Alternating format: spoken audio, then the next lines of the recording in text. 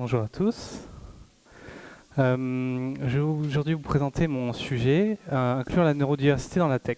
Et je vais vous présenter petit à petit ce que j'entends par là et ce que ça veut dire, chacun des termes de cette slide. Je vais commencer... Ah, j'ai un petit problème technique, évidemment. Ça ne transitionne pas.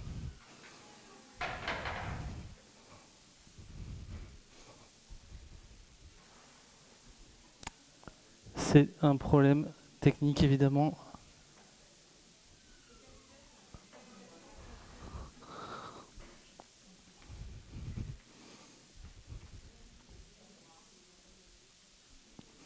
Voilà.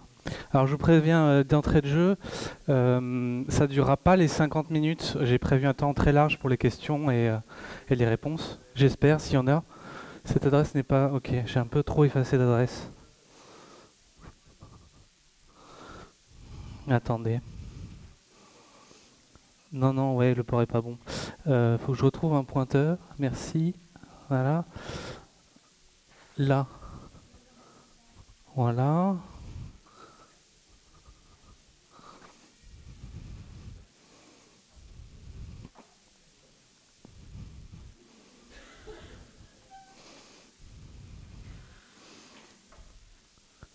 Voilà. Je vais enfin pouvoir me présenter. Je suis Diane, développeuse à Let's Sign It, donc une société qui fait de la signature de mail, qui fait des espèces de petites cartes de visite en bas des mails pour se présenter au sein d'une entreprise. Je suis spécialiste de Dev Backend Python et je suis développeuse depuis à peu près 7 ans. Je fais essentiellement du web et du Python. Et je suis aussi... vous vous attendez peut-être, d'après le prénom, à avoir quelqu'un d'un physique différent. Et je suis une personne trans au pronom fluide, donc vous pouvez me dire il ou elle, pas d'importance. Voilà, sachez que je préfère qu'on m'appelle Diane et qu'on me féminise, mais c'est pas essentiel. Je vais commencer par vous parler d'un petit truc. C'est ce qui se passe quand je vais chez le dentiste. Ma dentiste, elle est formidable. Et elle fait un truc, elle fait pas mal de trucs quand je vais chez elle. C'est qu'elle commence déjà par m'expliquer la situation simplement. C'est-à-dire qu'elle me dit, voilà, vous avez des caries, par exemple. Elle m'explique l'opération nécessaire. Elle m'a dit, vos caries, il va falloir les reboucher, je vais devoir gratter, etc. Donc, elle m'introduit à l'opération qu'elle va faire. Elle me dit, attention, ça va peut-être faire mal. Elle m'avertit de la possible douleur. Et elle me dit, ça sans me cacher que je vais peut-être avoir mal.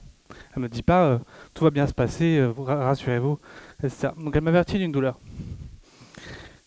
Qu'est-ce qu'elle fait d'autre? Elle recueille mon consentement. Elle me dit, est-ce que vous voulez vraiment faire cette opération? Allongez-vous, voilà, vous pouvez vous pouvez partir si vous voulez, mais je vous conseille quand même de soigner votre carie. Et enfin, régulièrement, elle me check si tout va bien. C'est-à-dire qu'elle me dit, voilà, vous pouvez lever la main si vous avez mal, je m'arrête. Voilà. Donc régulièrement, elle check si tout va bien. Et donc, ce scénario ordinaire de dentiste, vous pouvez l'imaginer se passer dans un contexte complètement différent. Imaginez maintenant, vous allez chez le dentiste, vous arrivez, on vous installe et on vous dit ouvrez la bouche et c'est parti. Et donc, vous êtes dans un scénario un peu psychologiquement complètement différent et qui va vraiment contraster avec celui-là. Et vous entendez un petit peu ce bruit-là, le bruit de la roulette qui arrive pour vous torturer, basiquement. En fait, qu'est-ce que je voulais vous illustrer par ce propos? C'est que dans deux scénarios qui ont la même douleur physique, on peut avoir deux ressentis extrêmement différents. Et c'est ça qui est l'essentiel de cette conférence. Le pouvoir du contexte. Le contexte ici, il est amené par une autre personne, qui est ma dentiste, et qui va me faciliter les choses pour que même une expérience douloureuse, je puisse la ressentir de façon supportable. Et quel est le rapport avec les atypiques psy, vous allez me dire? Eh bien, Les atypiques psy, j'ai une conviction forte, c'est qu'ils n'ont pas forcément besoin d'un cadre de travail moins intense. Excusez-moi, je tremble un petit peu, c'est normal. Les atypiques psy ont besoin, en fait, de conditions de travail irréprochables. C'est-à-dire qu'ils ont besoin que le contexte leur soit favorable. Mais ils n'ont pas besoin d'avoir moins mal que les autres. Ils ont une tolérance à la pénibilité, à l'effort, à supporter la douleur qui est équivalente à n'importe qui. Alors, j'ai parlé d'atypique psy, j'ai peut-être parlé de handicap. Je vais faire un petit point de vocabulaire. J'emploie souvent le mot handicapé. Il ne s'agit pas de représenter des gens qui ont un handicap mental extrêmement fort qui les empêche de mobiliser des capacités cognitives. Je parle de gens qui ont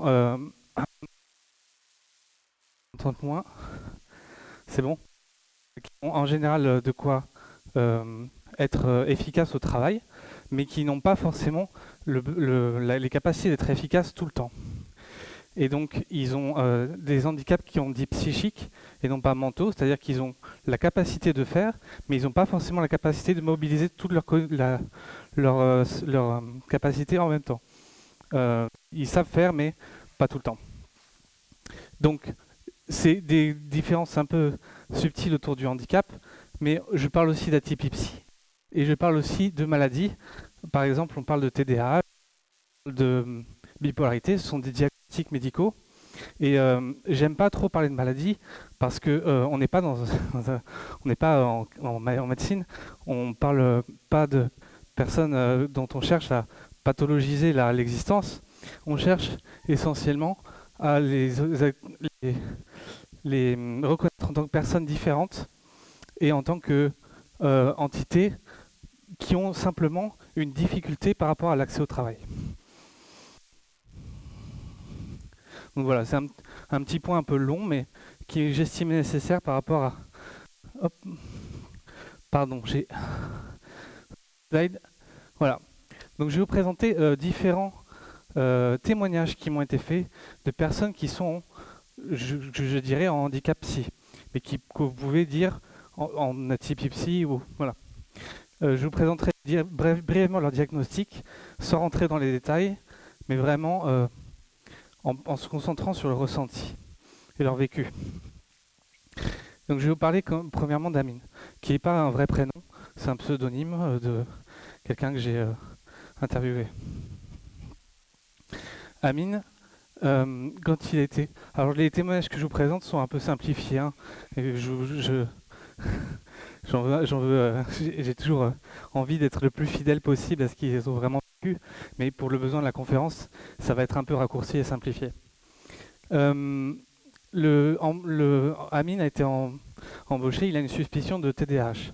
Donc TDAH, c'est trouble déficit d'attention avec ou sans hyperactivité. Donc c'est des gens qui typiquement ont des périodes très productives et très hyperactives, très focalisées, et des périodes où ils ont des déficits de concentration énormes et où ils n'arrivent pas du tout à travailler. Il a des difficultés pour trouver un travail qui peuvent s'expliquer par son handicap ou par le fait qu'il est junior et que le marché est tout simplement difficile. Et il trouve finalement un poste dans une start-up. Donc le start-up qui a un contexte particulier. Je vais vous présenter. C'est une petite équipe évidemment, donc c'est une start-up, donc il n'y a pas grand monde, beaucoup de choses reposent sur lui. Et il y a de grosses ambitions. C'est-à-dire que la start-up a envie de croître très vite, attirer des capitaux, des investisseurs. Il y a des deadlines qui sont très courtes pour développer des features qui sont très grosses. Et la pression s'installe. Son travail va tourner à l'obsession progressive. Sous la pression des managers, en fait, Amine va travailler de plus en plus. Il va faire des heures supplémentaires. Il va faire des heures décalées, des samedis. Il travaille jusqu'à 23 heures, il m'a dit par exemple. Il travaillait la nuit, il n'y avait plus de limite. Et le problème, c'est que ces managers ne voient rien. En fait, ils enchaînent les tâches, ils lui assignent des tâches. ils voient pas forcément que Amine travaille très tard le soir ou travaille les samedis. Eux, ils voient que le travail est fait et ils cherchent pas plus loin. Ce qui se passe, c'est un résultat un peu prévisible, c'est que en moins d'un an, Amine va faire un burn-out. Et c'est-à-dire que moi, quand j'ai interviewé Amine, il avait quitté son emploi depuis plus de 6 mois et il voulait pas en prendre d'autres. Donc, ce résultat un peu désastreux, à la fois pour Amine et même pour l'entreprise, mais surtout pour Amine, je vais vous faire un petit flashback dessus, sur ce qui aurait pu se passer différemment. Imaginez que vous êtes son manager. Et imaginez que vous avez pu relativiser l'importance de ses objectifs. Vous avez pu lui dire non mais c'est pas grave Amine, tu peux me le rendre mardi, c'est pas au lieu de lundi, c'est pas grave, il n'y a pas d'urgence. Vous avez pu relativiser l'échéance à laquelle il a pu livrer son travail. Ou alors, vous avez pu le voir, vous travaillez tard, vous l'avez vu committé à une heure pas possible, vous lui avez dit mais Amine, qu'est-ce que tu fais, c'est pas une heure pour travailler. Et là, vous le découragez, vous le coupez ses outils. J'ai vu par exemple des personnes dont on a dit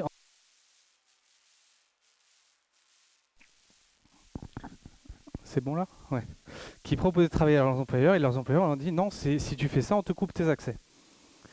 Parce que de toute façon, il y a des ennuis légaux pour les entreprises à avoir des gens qui travaillent en dehors des... Imaginez maintenant que vous êtes son collègue. Et c'est une situation qui doit être plus fréquente, puisqu'il y a plus de collègues que de managers, statistiquement. Mais ensuite, c'est aussi une position dans laquelle on ne s'imagine pas forcément en position de pouvoir. Et pourtant, vous avez plein de choses que vous auriez pu faire si vous étiez le collègue d'Amine. Vous avez pu prendre contact avec lui demander comment ça va. Un peu comme ma dentiste check régulièrement si ça va bien quand je fais l'opération. Vous pouvez l'encourager à prendre du repos si vous voyez que ça ne va pas. Vous pouvez créer un cadre de solidarité et d'entraide, c'est-à-dire vous dites Amine, je vois que tu as pas mal de taf à faire, si tu veux j'en prends une partie. Vous créez cette solidarité, cette entraide en disant vous n'êtes pas siloté sur ce que vous avez à faire, mais vous avez conscience de la charge qui repose sur lui et de la charge excessive qui repose sur lui. Surtout, le plus important là-dedans, c'est que vous pouvez aussi donner l'exemple. Parce qu'en fait, il y a peut-être qu'un manager, mais il y a plein de leaders.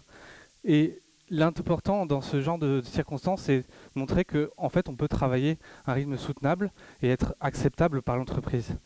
Travailler, faire 35 heures, faire le fonctionnaire, comme disent de façon négative certains managers, et en fait être quand même acceptable pour l'entreprise. Et le fait de donner l'exemple, de montrer que c'est acceptable, ça va permettre à Amine, qui lui est dans son premier emploi, a besoin de leaders, d'exemples, de s'imprégner de cette culture-là. Donc c'est des petits gestes, des petites choses qui ne sont pas des changements inhumains, mais qui auraient pu faire une énorme différence.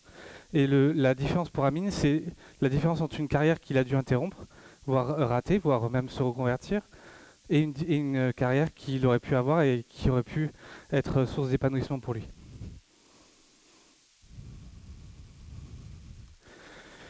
Je vais vous parler d'un deuxième exemple. L'exemple de Benoît. Benoît, il a une atypie un peu différente. Il a subi du harcèlement scolaire. Il a des dépressions épisodiques, donc il se sent mal fréquemment. Il se dénigre et il s'isole quand c'est le cas généralement, c'est-à-dire qu'il se dit qu'il est nul, qu'il vaut rien. Et il s'isole des autres parce que en fait il a conscience que les autres le harcèlent, que les autres sont source de problèmes, et donc il s'en isole. Il est diplômé en informatique, donc ça c'est son background, il vient de cette tendance-là en termes scolaires, et il a une atypie qui lui a fait vivre ça. Je ne lui donne pas son diagnostic précis, mais voilà l'essentiel de ce qu'il faut savoir. Il a été embauché à Youpi. Alors, je ne sais pas si cette référence parle à certains d'entre vous. C'est une référence un peu obscure à un sketch que j'ai vu dans un journal, je crois, je sais plus. Mais l'idée, c'est que c'est une critique de la start-up dans laquelle le PDG en fait impose à tous ses employés de faire la danse de la joie. Et donc, on imagine Benoît propulsé dans une entreprise où il y a ce genre de culture-là. Hop, pardon, j'ai fait une slide à cause de... Voilà. Bon, ça devrait être bon. Le résultat, c'est que Benoît, dans cette culture-là, il ne peut pas s'épanouir. Benoît qui se sent nul tout le temps, dans lequel on lui demande d'être tout le temps hyper positif et de respirer la joie, il va être exclu. Et même, il va même être harcelé parce que ses collègues, ses managers, etc. vont lui dire tu es pas de la culture qu'on attend, t'es pas, tu respires pas la joie et on n'aime pas ça. Et pourtant, Youpi c'est une super boîte. Qu'est-ce qu'il y a dans Youpi? À Youpi, l'ambiance est cool. Les blagues ne vexent pas. C'est génial, hein. C'est trop bien. Quand quelqu'un dit un truc triste, on le fait relativiser. On dit non, mais tu sais, enfin, t'as pas de raison d'être triste. Enfin, voilà, quoi. La vie est belle. Et les managers sont proches de nous. Donc en fait, il y a cette culture où on est tous copains les uns avec les autres, y compris avec la hiérarchie. Et on partage la même culture. Donc qu'est-ce qui pose problème là-dedans? C'est ce que j'ai appelé la positivité toxique. La positivité toxique, c'est quelque chose qui est présent dans un certain nombre de cadres d'entreprise, mais qui peut être dans une moindre mesure présente dans d'autres entreprises.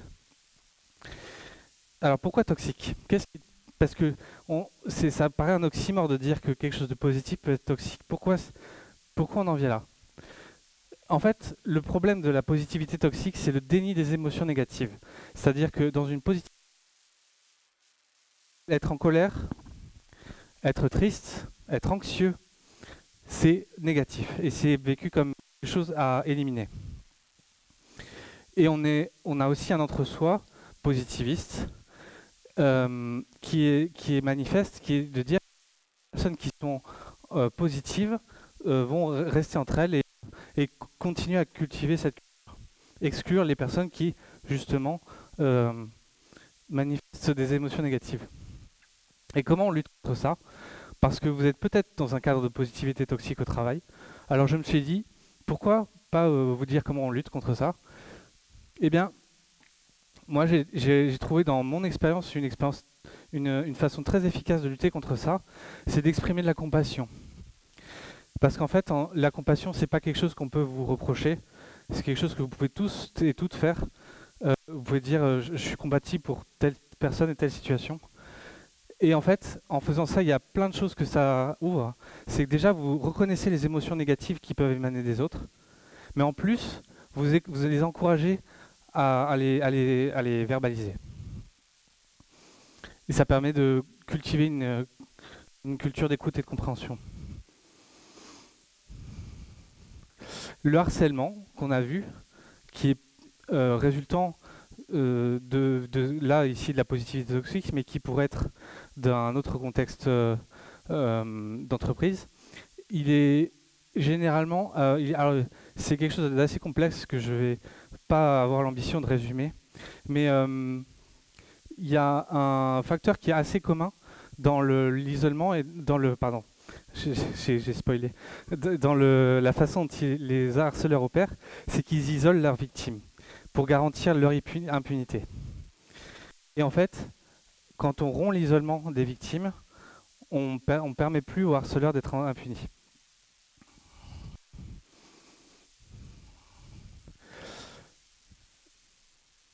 Alors, je vais parler maintenant de Catherine. J'ai fait par lettres, il y a Amine, Benoît, Catherine, c'est A, B, C, D. Voilà. Parlons de Catherine. Catherine a un diagnostic, elle a un trouble du spectre de l'autisme.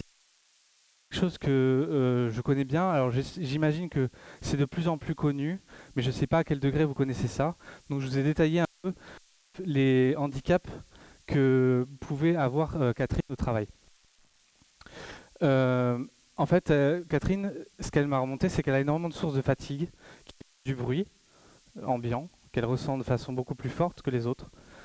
La lumière forte également, des choses comme le projecteur, la lumière, tout ça vont être quelque chose qui vont vraiment la perturber dans son travail, dans son flux de pensée.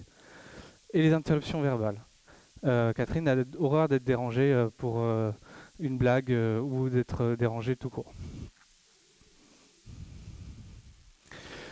Alors, il y a des interactions aussi parfois un peu complexes. Déjà, elle est irritable parce qu'elle est fatiguée, Catherine. Quand elle va au bureau, c'est tellement une plaie que, à un moment donné, bon.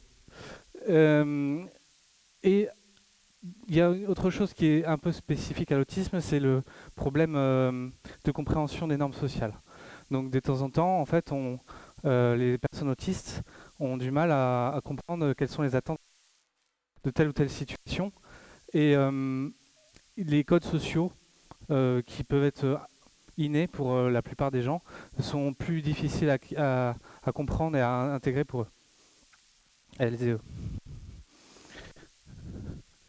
Et le résultat, je lui ai demandé à Catherine si elle souffrait au travail. Et elle m'a dit non.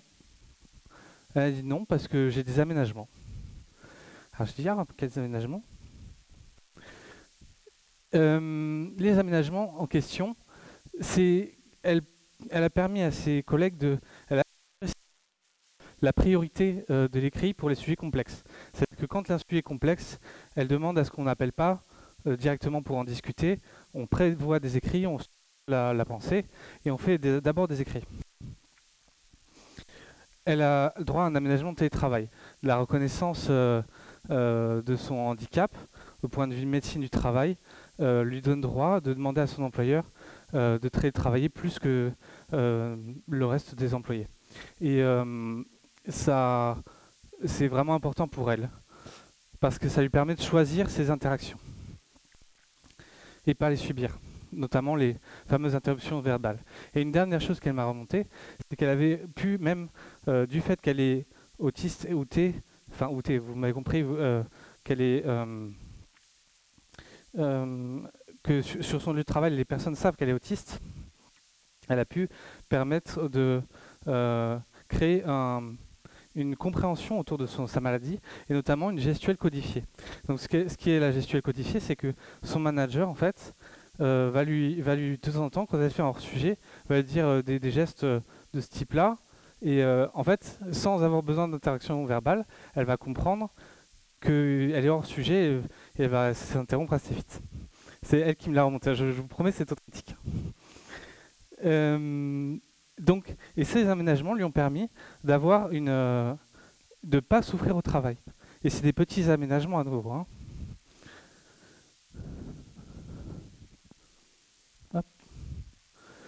Et je vous avais promis un dé. Mon parent de Diane.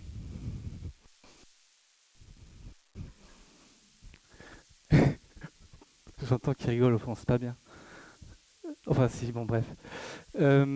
Moi j'ai un cursus assez compliqué. J'ai fait un 5e départ en 5 ans de carrière. J'ai départ volontaire, généralement cause de semi-burnout, besoin de changer d'air, anxiété avec les équipes, etc. C'est très complexe. Et le problème, c'est que quand je fais ça, je dois mentir sur les raisons de mon départ, parce que je ne peux pas dire exactement pendant mon entretien d'embauche, bonjour, je suis bipolaire. Et ma vulnérabilité propre, mes anxiétés, mes sources de stress, je suis obligé de les cacher pendant l'entretien d'embauche, qui est déjà un processus angoissant en soi. Et quand j'arrive au choix, alors bon, j'ai fait plusieurs entreprises, donc vous pouvez prendre un peu. Il y a eu des combinaisons, il y a eu des lotos gagnants, il y a eu des vous pourrez faire un bingo, je pense. L'idée, c'est que soit j'ai une perte de sens, soit j'ai des changements de contexte trop fréquents, on me demande de faire trop de choses en même temps, différemment, avec des tâches qui arrivent à l'improviste. J'ai du micromanagement aussi. On m'a demandé, par exemple, de faire des choses pendant que ma compilation tournait. J'ai la pression du zéro défaut aussi. Ça, c'est très fréquent. On me met beaucoup de pression sur les bugs, et parfois même alors qu'il n'y a même pas de test unitaire. Donc en fait, on me demande de prévoir, faire de la magie, faire du code sans défaut alors qu'il n'y a pas de test. Quoi. Alors du coup, j'ai eu plein de doutes. Je me suis dit, est-ce que je suis faite pour ce métier j'ai fait une expérience dans une autre branche de la sécurité qui était pire, et j'ai fait un 6e départ. Alors, j'ai pas la solution à tous ces problèmes. Cela dit, parce que je vous en ai énuméré pas mal, cela dit, déjà, un truc qui me paraîtrait vraiment essentiel pour nous, personnes atypiques, c'est que le recrutement ne s'improvise plus. Et j'ai un très bon bouquin à vous proposer. Je ne l'ai pas lu en réalité, j'ai cherry pick dedans. Je suis désolé, je ne lis pas tous les bouquins que je vous présente, mais j'ai lu des extraits et il est extrêmement intéressant. Les résumés que j'en ai lus sont très intéressants. Et la promesse est fondamentale dans ce livre, c'est qu'elle vous promet de faire des recrutements qui sont à la fois professionnels et efficaces, qui sont objectifs et qui ne sont pas discriminants. Et ça, c'est une belle promesse. Et j'aimerais aussi que la rétention ne s'improvise plus non plus. Donc c'est-à-dire que quand j'arrive dans un entretien, j'aimerais savoir pour quelles conditions de travail je signe. Et ça, c'est quelque chose qui est très difficile à négocier. En fait, quand on parle de conditions de travail, rien que le mot conditions de travail, ça fait appel à des gens, à un inconscient qui est celui de la lutte sociale et du syndicalisme et de la grève. Et ce qui n'est pas forcément une mauvaise chose en soi. Cela dit, c'est pas une très bonne chose pour se faire embaucher. Et je pense à chaque fois qu'est-ce que les entreprises mettent en place pour lutter contre leur turnover. Parce qu'en fait, il y a beaucoup d'entreprises dans la tech qui ont un turnover énorme. Et en fait, quand on se demande qu'est-ce qu'elles ont mis en place pour lutter contre, on obtient en général des réponses un peu venteuses, des machines à café, des choses très symboliques, quoi. Et non, les certifications n'aident pas. Sachez qu'il y a des certifications qui surfent sur la vague du bien-être au travail, donc Happy at Work, etc. Mais en fait, ces certifications, quand on creuse un peu, c'est du pay to win en fait. C'est-à-dire que vous payez pour être certifié sur des autodéclarations et vous n'avez pas vraiment de travail de fond qui est réalisé sur la vraie condition de travail. J'aimerais aussi, voilà, parler un peu. Je voudrais pouvoir parler ouvertement de mon handicap. Je voudrais pouvoir dire, je suis bipolaire et vous faites quoi pour moi? Et je voudrais aussi qu'on dépasse les préjugés, parce que quand je dis ça, les gens s'imaginent que je suis incapable. Alors, la rétention ne s'improvise pas. Je me suis permis de citer un autre livre que j'ai pas lu, mais qui me paraît extrêmement intéressant parce qu'il travaille sur un concept sur lequel que je voulais être le sujet de la présentation initiale. C'est la sécurité psychologique. Vous avez le mot en orange en dessous du titre du bouquin. Et cette sécurité psychologique, elle va travailler d'un point de vue organisationnel, cette fois-ci, sur la question de savoir si votre entreprise, votre organisation autorise les gens à échouer, autorise les gens à essayer des choses, autorise les gens à s'ouvrir sur leur incompétence, sur le fait qu'ils ne savent pas faire, et sur le fait pour eux. Et c'est ce que dit le livre, je ne l'ai pas lu, ce que dit le livre, c'est que c'est vecteur de performance pour l'entreprise. Et ça, je trouve ça extrêmement fort parce que ce que moi, ce sont des revendications éthiques pour moi en tant que bien-être salarié. En fait, ça va aussi être des questions qui sont des questions de performance de l'entreprise. C'est-à-dire que l'entreprise, pour réussir, a besoin de un minimum de bien-être à ses salariés à travers la sécurité psychologique. Je dis sûreté parfois parce que, bon, j'en parlerai plus tard.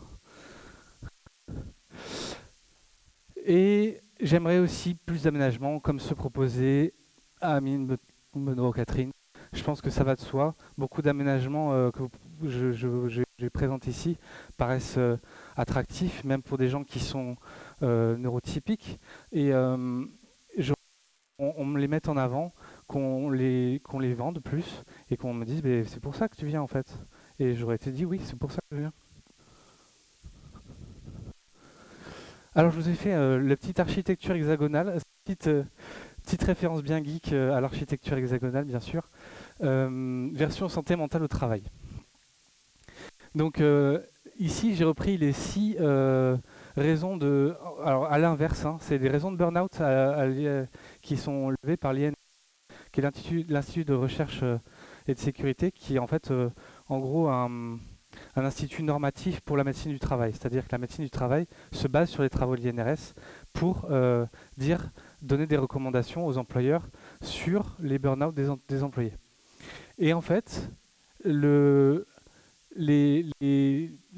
secteurs de recherche, donc les six de santé, de vecteurs de santé mentale au travail, sont des choses que je recherche activement et qui sont vecteurs de stabilité pour moi. Mais pour tout le monde, j'imagine. Et donc, je vais vous expliquer un peu ce qu'il y a dans chaque catégorie parce que c'est des mots-clés un peu courts, mais qui sont parfois un peu complexes à aborder. Ce qu'il y a derrière le rythme soutenable, c'est l'idée que vous pouvez travailler en permanence au rythme où vous travaillez et ça ne vous pose pas de problème de fatigue. La liberté émotionnelle, c'est le fait de dire que vous n'êtes pas obligé de cacher vos émotions et vous n'êtes pas obligé de subir les émotions des autres tout le temps. L'absence de conflit, ça va de soi, c'est le fait de dire qu'on n'a pas de rapport tendu ou conflictuel avec les employés, avec les managers ou avec les clients. Le travail valorisé, ça va au-delà de savoir si on vous dit « t'as bien travaillé », vous devez vous sentir fier de votre travail. Quand vous avez un travail valorisé, vous dites « ce que je produis a de la valeur ». La sécurité, stabilité, c'est celle de votre emploi, celle de votre situation.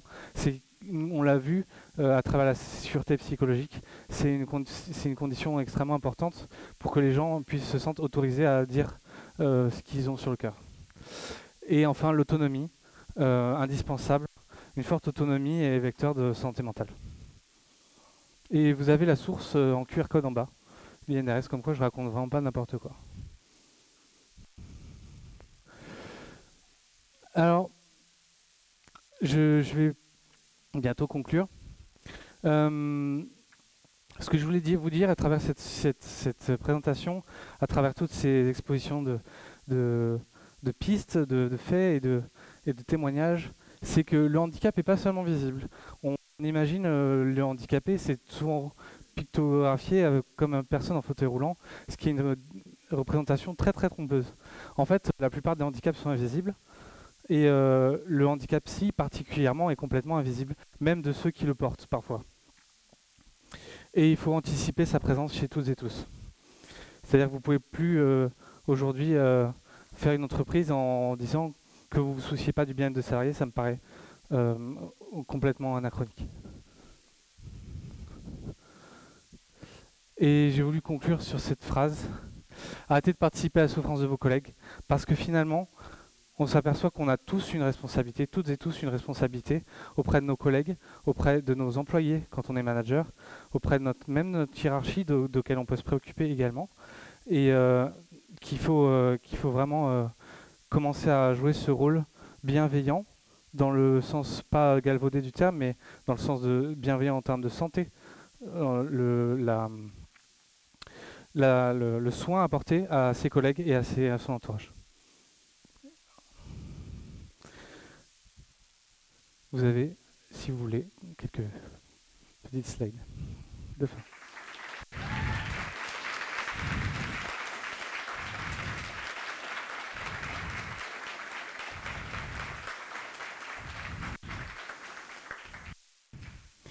Comme prévu, on a un quart d'heure pour les questions, ce qui est large. Et je pense à les répéter pour l'enregistrement. Est-ce que vous avez des questions? Est-ce que vous avez des témoignages ou n'importe? Oui?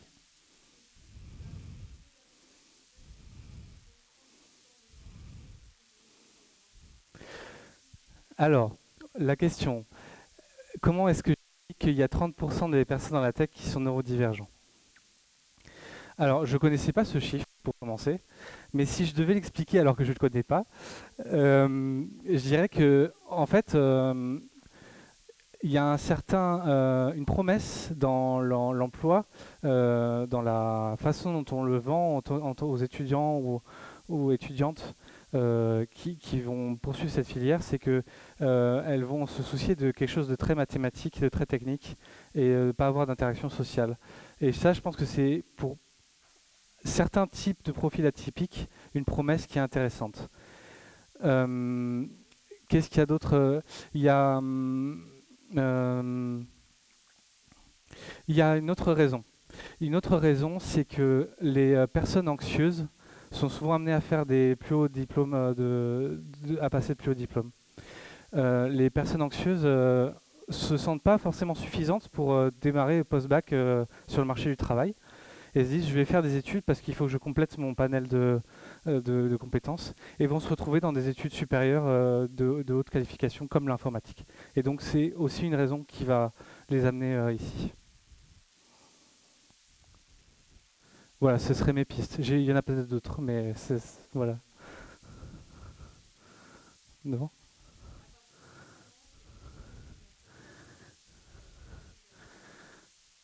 Alors, mhm.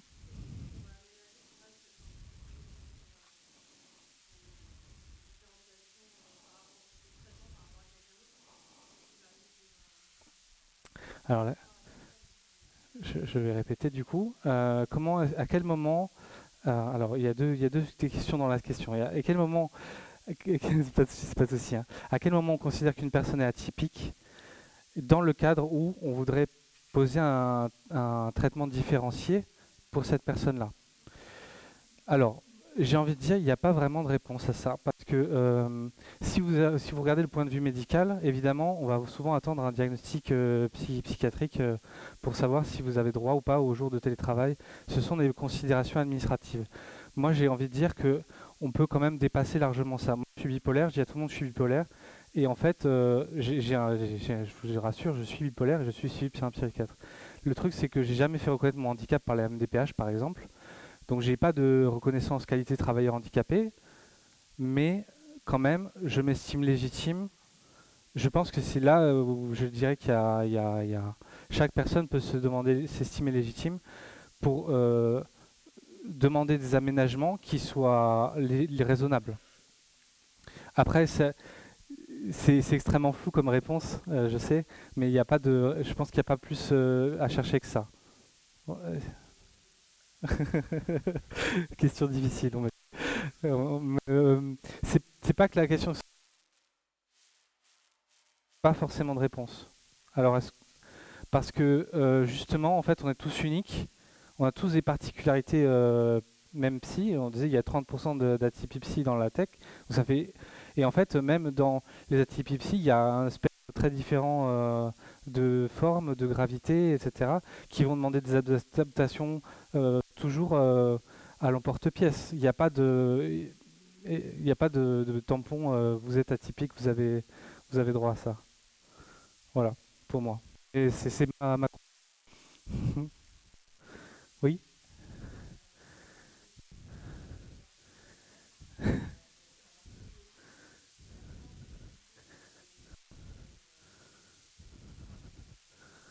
oui. Alors,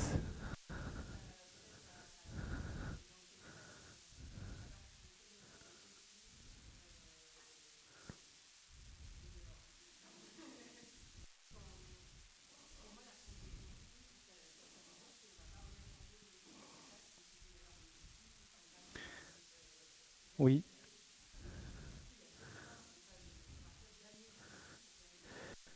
Je vais répondre à cette question hein, qui est très intéressante. Donc sur cette slide, je reprends la question. Donc j'ai marqué absence de conflit. On me demande, ça s'oppose pas justement à l'idée qu'il n'y a pas de remise en question de l'ordre établi finalement par actuel. Euh, que en fait, par l'absence de conflit, j'entends le fait par exemple, on s'écrase par rapport à la hiérarchie qui demande quelque chose auquel on n'est pas d'accord, mais pour préserver l'absence de conflit, on accepte. Alors, ce que j'ai voulu entendre par absence de conflit ici, c'est absence de relation conflictuelle. C'est-à-dire que vous n'êtes pas dans une relation où vous avez des tensions avec des personnes, où vous avez de la haine avec des personnes, vous avez des insultes, vous avez euh, des rapports de compétitifs entre personnes non plus. C'est-à-dire que vous n'êtes pas en train de vous dire c'est moi la meilleure ou voilà. C'est ces conflits-là dont je veux parler. Les conflits, on va dire, qui sont d'ordre intellectuel ou d'ordre d'organisation, qui sont d'ordre de la... euh, comment expliquer ça qui sont d'ordre de la différence de point de vue, sont des conflits qui sont sains à avoir. Cela dit, il faut toujours en balance avec, il ne faut pas que ça devienne des relations conflictuelles, du fait qu'il y a des différences de point de vue. Voilà. Euh, c'est à mesurer, chaque chose étant importante. Oui.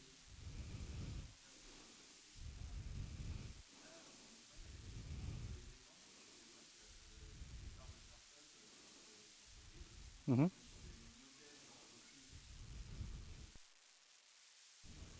Oui.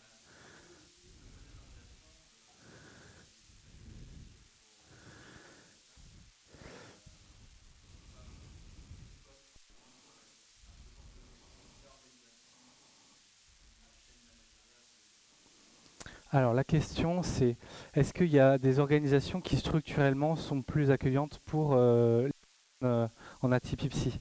Je résume bien. C'était un peu long, j'ai essayé de résumer. Euh, oui, alors la réponse est oui. Pourquoi? Parce qu'en fait, certaines structures de travail vont apporter déjà de la sécurité et de la stabilité. Parce que par exemple, si vous êtes dans une entreprise où tout le monde est freelance ou payé au contrat, etc., la sécurité, stabilité, vous l'avez plus. Si vous êtes dans une entreprise où vous êtes micromanagé et où vous êtes, la structure l'impose en fait, vous êtes plus autonome. Si vous avez, etc., etc., en fait, c'est, ça peut être induit. Les contraintes que vous avez là et qui ne sont pas forcément toutes complètement possibles de remplir peuvent être induites par la chaîne organisationnelle dans laquelle vous vous trouvez. Et si, enfin, il n'y a pas de solution miracle. Hein. Si vous êtes si vous vivez dans un système hiérarchique capitaliste classique, vous avez forcément vous allez forcément obéir à une hiérarchie parce que c'est ce que veut le système. Et ça va peut-être vous poser des questions de travail valorisé, savoir est-ce que vous allez être fier de votre travail? Pas forcément, parce que vous le faites pour quelqu'un d'autre. Donc, euh, tout ça va jouer, oui. La réponse est oui. Après, il ne faut pas non plus idéaliser ce qui serait le modèle scope ou le modèle à hiérarchique ou absolument sans, à égalité totale, parce qu'il peut aussi induire des tensions du fait qu'on ne sait pas forcément. Moi, je l'ai vécu. J'ai vécu dans une scope où il y avait pas, j'avais pas de référent technique et donc typiquement juste une simple validation de c'est bon, tu peux partir en vacances. Je ne savais pas à qui m'adresser. Et ces bêtes questions-là, en fait, n'avaient pas été résolues au système, au point de vue de l'organisation. Et, ça m'aurait rassuré d'avoir un référent. Même si on peut dire ce qu'on veut de la hiérarchie, voilà, il y a aussi, il ne faut pas non plus idéaliser le modèle inverse, malheureusement. Oui, ça m'aurait servi de repère. On a encore 6 minutes. Oui.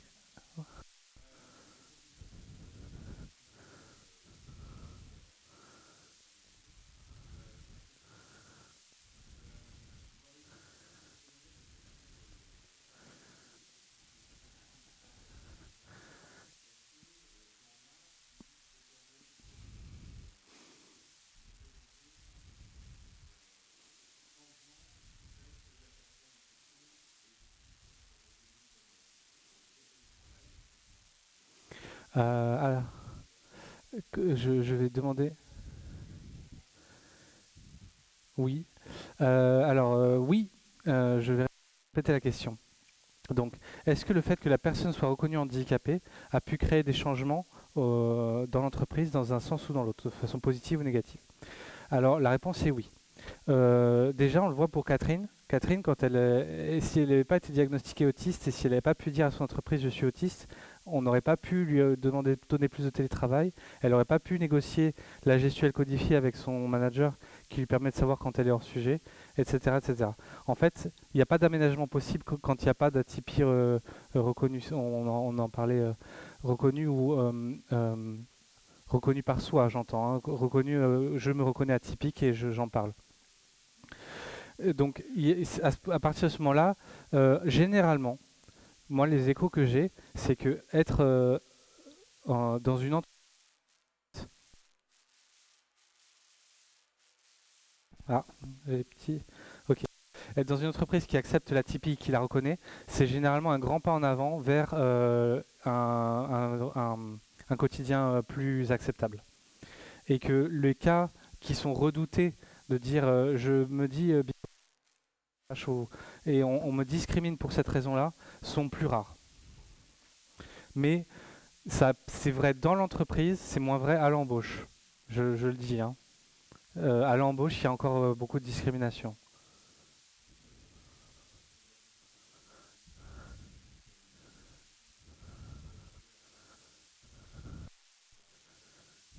Ah,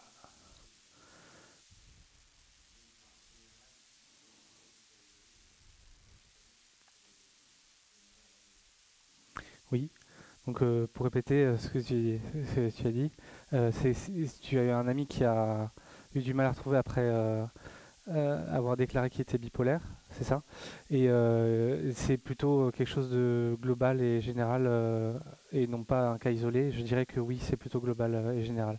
En général, moi j'ai eu le cas, j'ai eu dit ouvertement que j'étais bipolaire, trois entreprises à le faire après.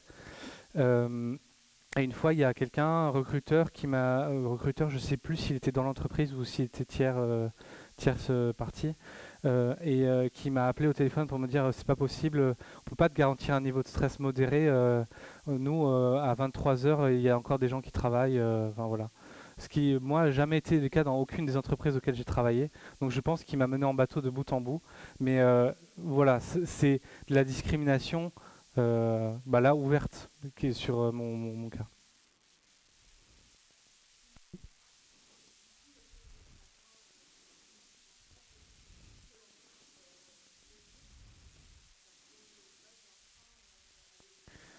Alors, question, est-ce que je pense pas que avouer son atypie soit un frein à la carrière dans le cadre de l'entreprise? Je pense que ça va forcément dépendre du cadre d'entreprise en question. Et moi, les entreprises dans lesquelles j'ai travaillé ont accueilli plutôt bien la nouvelle. Enfin, plutôt bien, dans le sens, on m'ont proposé des aménagements. Euh, enfin, m'ont proposé de proposer des aménagements, parce que la plupart du temps, ils ne savaient pas exactement ce qu'il fallait qu'ils fassent. Euh, mais est-ce que ça peut être un frein à la carrière? Je dirais que c'est possible. Si on a beaucoup d'ambition, notamment, qu'on veut évoluer dans les hautes sphères, etc., peut-être que ce sont des choses, c'est des cercles que je ne fréquente pas, et c'est peut-être des cercles dans lesquels ça ne se dit pas. Donc la réponse est oui, ça peut peut-être freiner les ambitions de carrière. Euh, Après, ça tout dépend de ce qu'on veut parce que on peut risquer. Par exemple, moi, j'ai pas eu ce genre d'ambition et je risque pas de les avoir bien dans un horizon proche. Oui. Pour une évolution salariale. On me dit pas forcément pour un poste plus haut gradé, mais pour une évolution salariale. Alors, ce serait de la discrimination et c'est illégal. Maintenant, est-ce que les entreprises ne le font pas quand même? J'ai pas de données là-dessus, parce qu'il n'y en a pas. Donc c'est tout à fait possible que ça arrive, mais dans ces cas-là, faut saisir les prud'hommes. Je préférerais personnellement être droite dans mes bottes, dire j'ai avoué ma bipolarité à mon employeur et je demande des aménagements. Il les fait pas. On voit ce qui en découle, si je pars, si voilà. Mais au moins, je me suis donné la chance d'une amélioration possible. Et si ça a eu l'effet inverse, malheureusement c'est tout à fait possible dans certains cas, j'imagine, mon réflexe, moi, ce serait d'appeler les prud'hommes. Mais un autre réflexe plus conservateur, on va dire, ce serait de partir, tout simplement. Et parfois, c'est mieux de partir des contextes dans lesquels on ne se sent pas accepté pour ce qu'on est.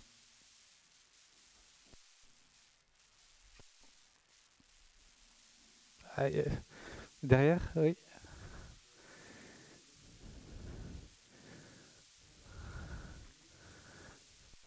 Alors la question, comment on demande à quelqu'un si ça va pas sans avoir l'air de se mêler de ce qui ne nous regarde pas?